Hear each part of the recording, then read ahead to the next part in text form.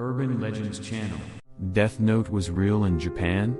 Death Note, it is a world-class anime born in Japan. It is a mystery anime in which geniuses engage in a battle of wits over the Death Note, a notebook that can kill people just by writing their names on it. This Death Note is a tool that allows a person to control how, where, and when they die by simply writing the name of the person they wish to kill, and if it actually exists on this earth, it can create a terrifying world depending on how its owner uses it.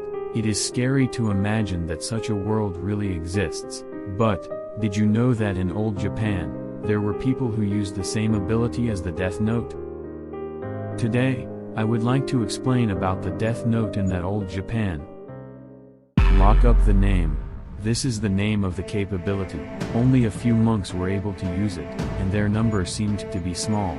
The time dates back to the Muromachi period in the 1500s.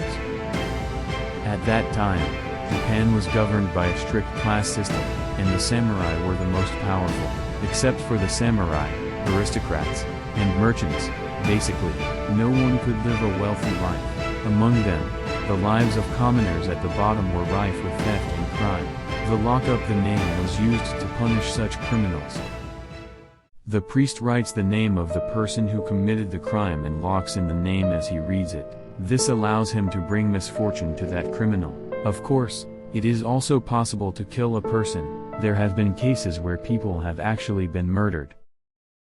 The mysterious death of a man named Hiroshimazu. In fact, there are records of this technique being used, when a commoner named Mr. Hiroshimazu repeatedly stole and showed no signs of remorse. The temple priest who used the technique began writing Hiroshimazu's name on a piece of paper he was carrying.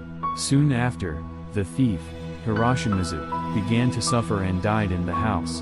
In other words, the monk killed Hiroshimazu remotely. This legend has been passed down to the present day. It is characterized by three features. 1.